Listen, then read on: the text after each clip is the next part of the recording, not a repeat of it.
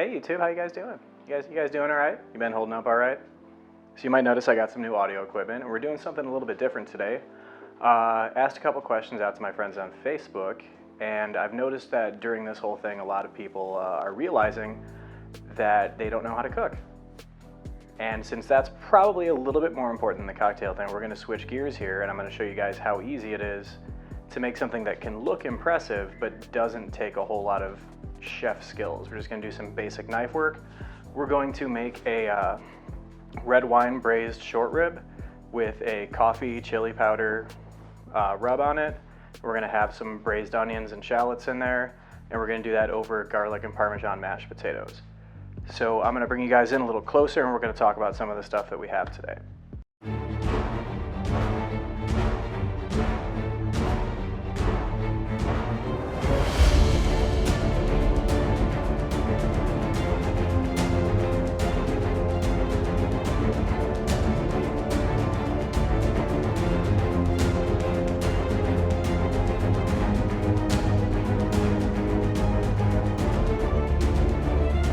All right, so the first thing that we're going to talk about, since I've had a few questions on this, is we're going to talk about what knives we use and why we're using them. So today we're going to use two different knives. I've got, this is my pretty knife. This is my Shun Sentoku knife. This thing is scary sharp. It's got a fairly thin backbone to it.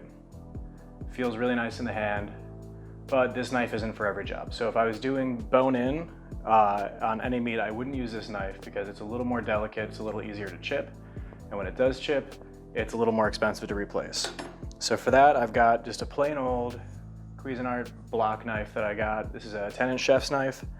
You don't need anything super expensive. If you walk into professional kitchens, most chefs are not using the expensive knives that you guys are seeing online or at Sur La Table or other kind of boutique-y stores.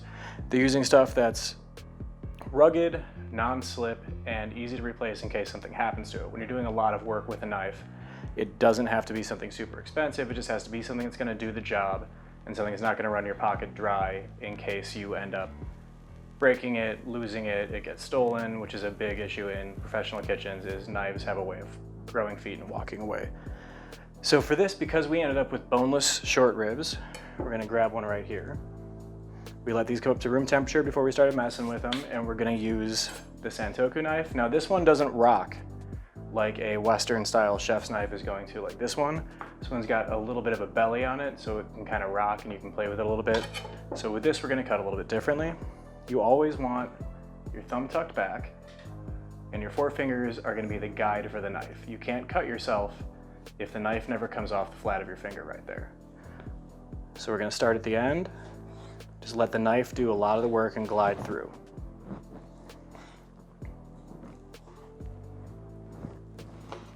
Now this particular cut of meat we got at Costco. It's nothing super special. Short ribs generally aren't anything super special. Short ribs are kind of in that stew meat category where they're a little bit tougher, which means you need to cook with some different techniques to make them a little more tender and a little palatable. So we're going to be braising this. Braising just means that you're cooking it with liquid for a long period of time, and that liquid gets into the meat, breaks down some of those fats and tendons that make the meat a little bit tougher. So we're going to go through all of our short rib right here the same way.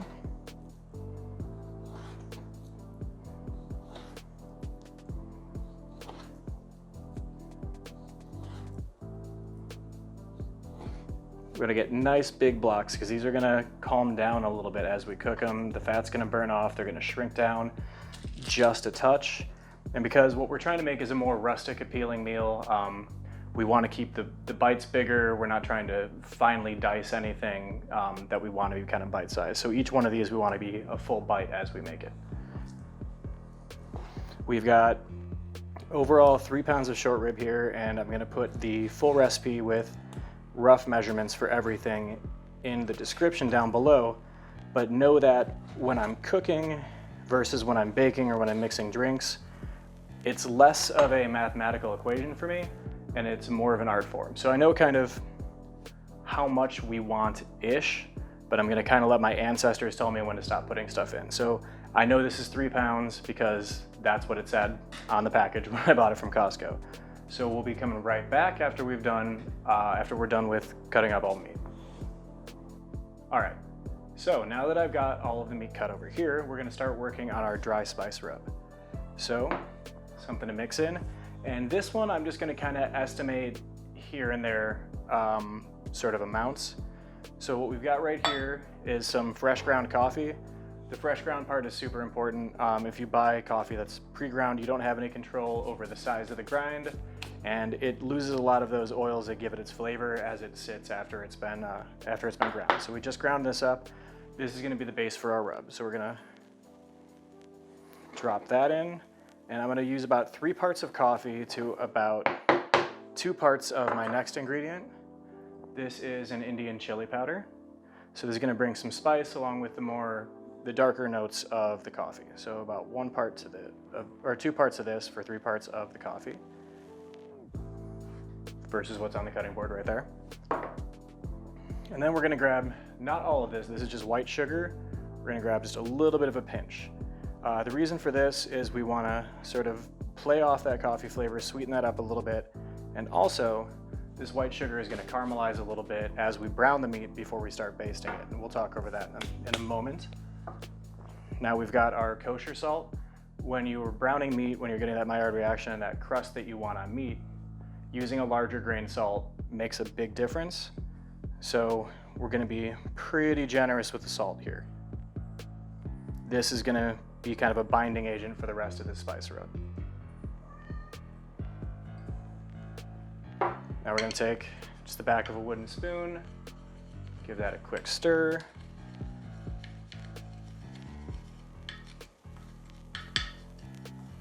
And there it is, in about 30 seconds flat, you've made your own spice rub for your short ribs. It sounds a lot more intimidating than it really is. So next we're gonna move on to our actual short rib. We're gonna place these out in a single layer. And this pan, I've just got a foil covered baking sheet / pizza pan. Doesn't really matter. This isn't gonna be involved in the cooking process. This is just going to be here as a working area so we're not getting blood all over everything and not dirtying everything up. So the first thing we're gonna do is we're gonna take a high temperature oil. Right now I'm using sunflower oil, and we're gonna give everything just a nice little coating of that. And we're gonna brush these out so everything is nice and even. And as you can hear in the background, my cat is super excited because he believes that he's going to be getting some of this, and he very well might be, because eating alone is sad. Just kidding, I got a nasty look from my girlfriend when I said that. All right, so now that we've got all of this kind of evenly coated with our sunflower oil, and the reason that we're using sunflower oil, by the way, is sunflower oil is a high temperature oil. So as we're browning this, if we were to use something like an olive oil, which has a lower smoke point, it would start scorching in the pan, it would mess up our pans, and it would taste like burnt oil. So we're using something that can get up to about 450 degrees without smoking and without burning. So we've got our oil down. We're gonna take our rub, just give everything a nice little sprinkle here. Sorry about the shake there.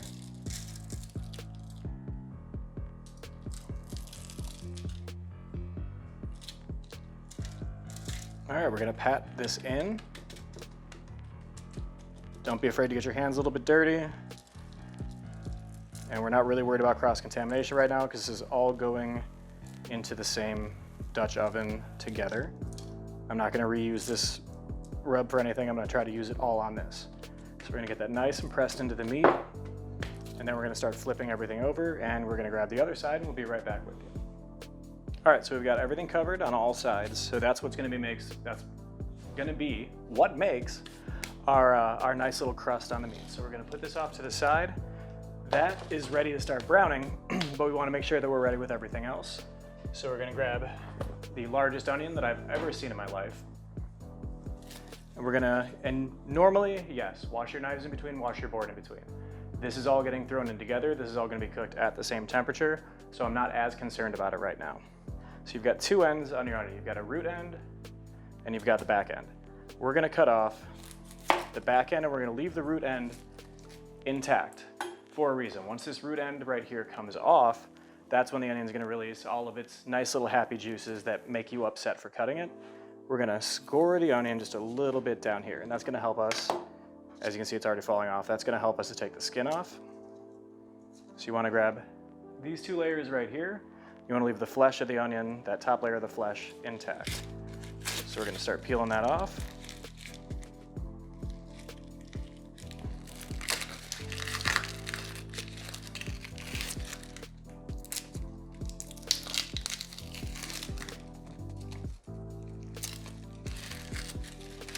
All right, and now we have, and your onion doesn't have to be this massive.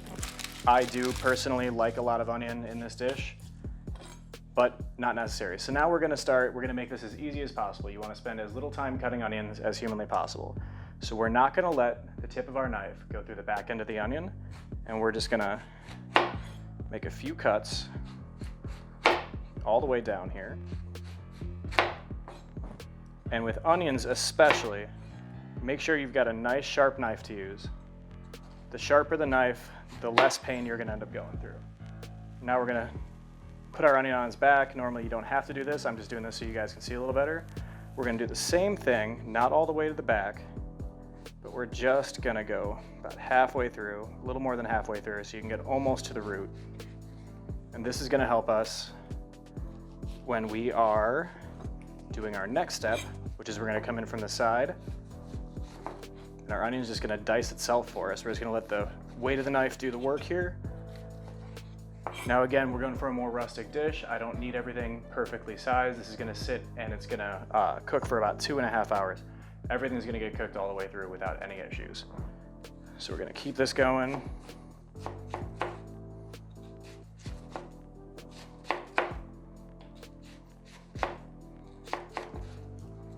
And we've got our onions cut right there. All right, now we've got right here is a shallot. From the onion family, a little bit less intense, a little bit less acidic than an onion. To me, it's kind of a bridge between an onion and garlic.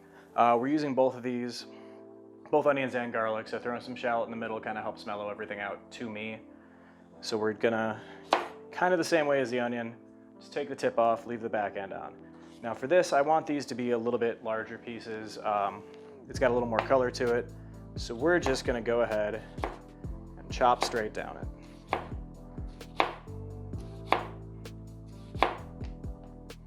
Clear these off the knife. And there we go, shallots are done. Now we're gonna get our garlic out. Just gonna cut the tail off of it, get all this peel out of the way. We're gonna get probably about 4 cloves out of this. Now this is gonna get pulled out at the end. We're not gonna rough or finely cut this or anything. All we want is the flavor from this to be in our braising fluid. So this is time for a bigger knife. We're gonna get this one because we talked about this being a little more delicate and a little harder to replace. So we're gonna take big old chef's knife, gonna lay that securely on the garlic, just give it a little pop. And that helps the rest of the wrapper come off. And you've got some beat up garlic to go in the pot. We're gonna do that with the other 3 and we'll be right back. All right, and the last thing that we're gonna have to prep before we get to the application of heat here, so I've got some serrano peppers. Gonna clear off our nice sharp knife. This one's super easy. We're just gonna ride down that and get some nice little pieces of pepper. So because this one doesn't rock, we're using kind of a sliding motion, gives us a little more control over the knife. And you notice you always want one finger kind of over the blade. That gives you a little more control over where it goes. If you're holding your knife like this, you have very little control over where the blade actually goes when you're cutting. So you want to choke up on it a little more than you feel comfortable with at first. We're going to cut the rest of these peppers and then we're going to get to cooking. All right, so now we've got our pot preheated. We're gonna go ahead and talk about some of the other stuff that we're gonna throw in here once we start braising, which is gonna be a little bit from now. So I've got some dehydrated orange slices. This is a great thing to do if you feel like an orange is about to go. slice it up, throw it in the dehydrator. Now this is carrying all the flavor of an orange. Once it rehydrates in the braising solution, it's gonna give it a lot of cool citrus and sweeter flavors from the orange. And we've got a Cabernet. This is gonna be our primary braising fluid. With cooking wines, if you get something that says red cooking wine, don't use it. You don't wanna eat anything that you wouldn't wanna drink at the end of the day. I'm not saying you have to go spend 40 bucks on a good bottle, but use something that you wouldn't mind putting in your mouth even if you weren't cooking with it. So we're gonna grab our tongs here, give them a little test click, make sure they work. We're gonna take our high temp oil, gonna put that right in the bottom, just a little bit of it. Now we're gonna take, you can see that's already starting to smoke, so I'm gonna come down a little bit, but that's just about right. We're gonna take our short rib and start placing them in. And if you don't hear that, when you put it in, if you don't hear that sizzle, take it back out and wait for your pan to heat up. That's exactly what you want to hear. Now we don't want to pack the bottom of the pan, so we're gonna do this in batches. We are gonna get these nice and browned, about 2 minutes per side.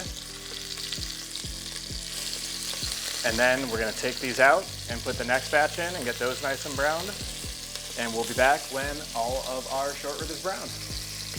And now that our first batch is browned on the bottom side, we're gonna give it a flip. You see that crust right there? That's exactly what you wanna see. We're gonna turn these over, let them sear on the other side, and then we're gonna start batching. Be right back. Our first batch is done, and we're gonna go ahead and get started on our second batch. And we are gonna keep doing this until all of our short rib is browned. Just so you guys kind of see the process, you clear them out and then just restack them. Don't worry about all this on the bottom right here. You want this. This is called a fond. So this is what's coming off of the rub and coming off of the meat, and that's gonna be a huge component in the flavors after we start braising this.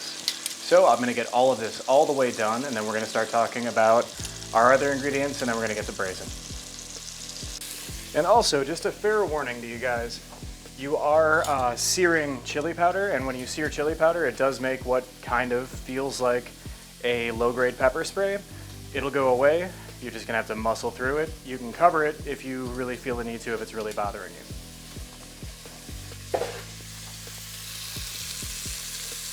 All right, so it looks like our sear is about done here. We're gonna get these last few pieces out.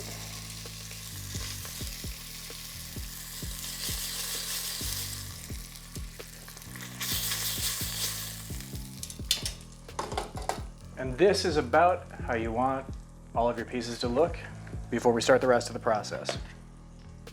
So now we're gonna bring our heat down to about a medium, and we're gonna give the pot just a little bit to temper down. All right, now that our pot has tempered down a little bit, we're gonna take our onions, we're gonna throw those straight in. Now you notice I'm doing this with a big Dutch oven. Sorry, that pepper spray is getting to me. So I'm doing this with a big Dutch oven. You don't have to do that. This is my preferred way to cook it. You can do this in an actual pan, and then you can transfer this to either a slow cooker, or you can put it in a bigger pot on the stove at low. I'm gonna end up doing this in the oven because of the way that the heating works. So if you're on a stovetop, on a burner like this, or if you're in a crock pot, all of your heat is coming from the bottom up. So sometimes that can give you some issues with uneven cooking, and sometimes it can kind of caramelize and coagulate your stuff on the bottom. Now you see it looks like I've got some burn marks in the bottom here. I still want that. When I add my, my fluids to it, that's gonna come up off the bottom and be a big component of what it is I'm making. So we're gonna keep these onions going until they start to clarify a little bit. As you can see, they're already kind of getting there. And it seems like a lot of onions, but I'm using this much because that's gonna be a component of the dish when we end up plating the entire thing. So now that the onions are starting to clarify, I'm gonna take my garlic over here. We're just gonna throw it in.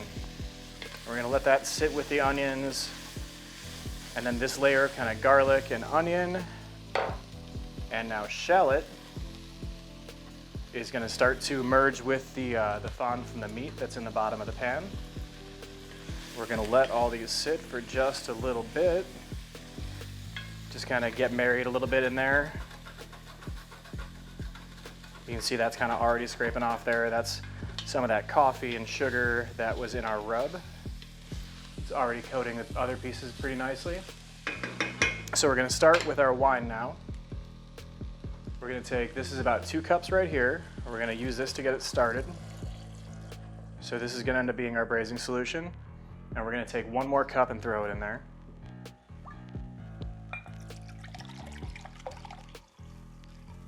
I'm gonna go for a little bit more, and then the rest of this is for me while I'm cooking.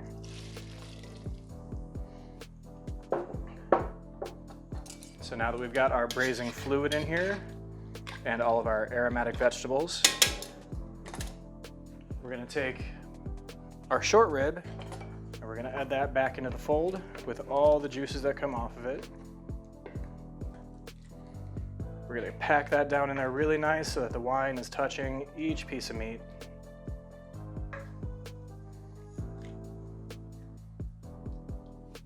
All right, so for our last few ingredients, we're gonna take some fresh thyme right here. And if you can get fresh thyme and fresh rosemary for this, I highly suggest you do so. Dried spices are or dried herbs as it were, are never exactly the same thing as fresh. Completely different flavors. And we're gonna take our rosemary right here. We're gonna layer that in as well.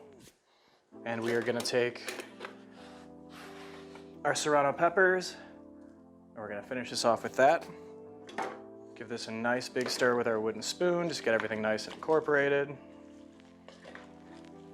And once we get all this mixed in, we're gonna put this in the oven at 325 degrees for about 2.5 hours, because you can see this meat is still kind of tough. This looks like you could eat it right now.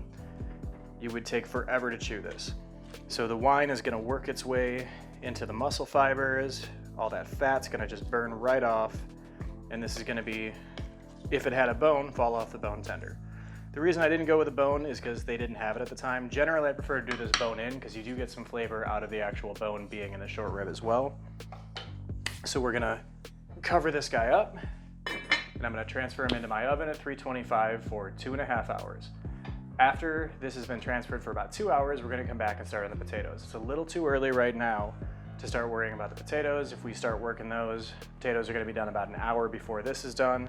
I know the potatoes are gonna take about a half hour. We're gonna start those when this has about 30 minutes left so everything comes up together, because pacing is super important when you're cooking. Even if it's just for yourself, it's a good thing to practice. And as I was talking and doing these nice little hand gestures, I forgot one of our primary ingredients. We're gonna add our dried orange slices to this. As these sit, these are gonna rehydrate with the red wine, and it's gonna add to the overall bouquet of this. So all of our flavors are layered now, and we will be back in about 2 hours. All right, guys, so I know the video is getting a little bit long, so we're gonna rush through these mashed potatoes real quick. Luckily, it's nothing too difficult. So we're not gonna make a huge portion of these. We're making a lot of the short ribs because the short ribs reheat almost as well, if not better, than they are right at first. Mashed potatoes, not as much, so we're gonna make just about enough for 2 to maybe 3 servings. Gonna start with your potato after they're rinsed. Give it 1 cut down the middle. And you're just gonna break it into rough pieces, about 1 inch, 3/4 of an inch to 1 inch thick, and half of the potato. We're gonna give that one a chop so it's roughly the same size. And we're gonna do this for all of our potatoes. And once these are done, we're gonna add that to some salted water. That's gonna be cold, and we're gonna bring it all up to a boil together. All right, so we've got our potatoes cut. We're gonna go ahead and season our water. Just a little bit of salt, a little bit more salt, a lot more salt. Should be about good. Now we're gonna add our potatoes cold. I'm using some golden potatoes that are a little lower in starch. Kind of turns out for a creamier mashed potato. You'll notice I didn't take the skins off of these. As we talked about earlier, we're going for kind of a rustic look with our short rib, and having that kind of texture of the skin in there helps not only the flavor, but it helps to kind of have more of that farm style appearance. So we're gonna make sure all of these potatoes are totally covered, and we are going to turn the heat on to almost max. We're gonna wait for these to come up to a boil, then we're gonna cover them, and as those are going, we are going to roast some garlic. That's gonna go into our final product with these. All right, so over here, am I even fucking recording? Did I hit the button? Yes, I did. Well, that's gonna be fun. So over here is where we're gonna do our garlic for the potatoes. So we're gonna add quite a bit, seemingly too much butter, but this is also gonna be the butter for the mashed potatoes. So we're gonna set this to low medium, and we are gonna chop up some garlic for this, and this we're gonna chop the garlic a little more finely for. With the short rib, we didn't really need to have it chopped very much. For this, because we're gonna be incorporating this actually into the potatoes, you're gonna be slicing these about as thin as you can get. We're gonna let all these come up to temperature together. I'm gonna add a few more cloves of garlic, and we will be back. All right, now that our butter and garlic is going, garlic's starting to brown in there, we're gonna add some more fresh rosemary that we just chopped up. This is also gonna go into the potatoes. Just gonna put it straight into the mixer with the rest of it once the potatoes come up. Now that we're starting to get kind of a golden brown right there on our garlic, we're gonna go ahead and cut the heat on this. We're gonna let it sit, and then once our potatoes are ready, we're gonna toss it all into a mixer and go from there. All right, we've let our potatoes boil for around 15 minutes. Pull the top off and test them out. Want to make sure that a fork pokes through them pretty easy, and yep, they're just about ready to fall apart. All the starch is broken down into the water, so we're gonna go ahead and strain these. All right, so as you can see, we've already got our garlic, butter, and rosemary in our mixing bowl. We're just gonna add our potatoes. We're gonna add about a half a cup of milk. We're gonna add a healthy handful of unhealthy cheese. This is our Asiago, and then we're gonna add also some shaved Parmesan. And you'll have some saving, about half of the saved Parmesan for garnishing at the end, which we are almost at here. All right, so we've got this in our stand mixer. We're gonna crank this up. We're gonna turn it up to about a 2, and we're gonna let that go for about 2 minutes. This should mash up all the potatoes pretty nicely. We wanna leave a couple rough edges in there. We don't want it to be completely creamed and pasted. We want a little bit of consistency in there because that's gonna play into the whole rustic aesthetic to the rest of the dish. All right, so our potatoes are done right there. And we've pulled our short rib out of the oven. Let's take a look. Oh, that smells amazing. You can see that the short rib is just ready to fall apart now. Just tears right open with a fork. That's exactly what we want. So we are gonna dig out the bigger bunches of herbs that we have on top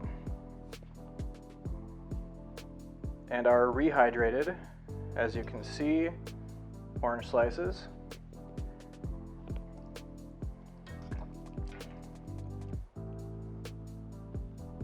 And now we are ready to start building our plates. All right, so we're gonna build out the base of this with our mashed potatoes we just made. Got a little bit of consistency in there. Gonna layer those right in the bottom. Another little half scoop. We're gonna flatten those out a bit. We are gonna take our tongs, grab some of our short rib,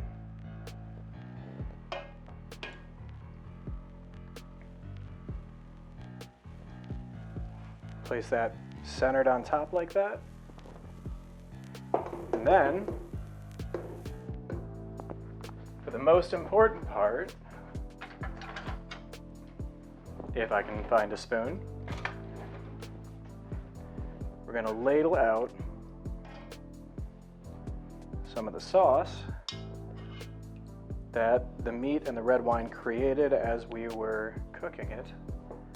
And I'm actually just gonna cross this over and use my potato spoon for it.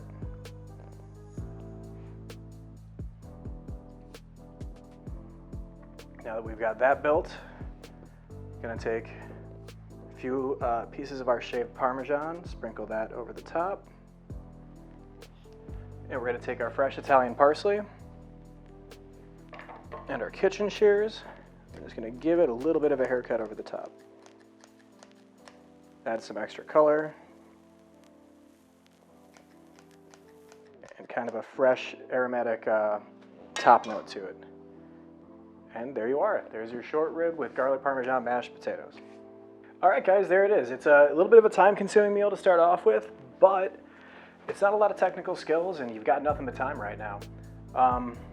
So far, I've had one person try it, and rave reviews as it stands. It is a little on the spicy side, so you guys can cut back on the peppers a little bit. It's not too bad, though. It really just depends on your degree of whiteness in conjunction with mine. So if you're whiter than me, cut back on the serranos a little bit. Other than that, that's all we have for today. Let me know in the comments if you guys want me to do a couple more of these type of videos, if you guys want me to run back to the cocktails, if you guys want me to teach you how to sew, whatever it is. Make sure to give the video a like if you could. It would help a whole lot. Hit the subscribe button if you guys want some more notifications when these things come out. Make sure you ring the bell icon. Thanks a lot.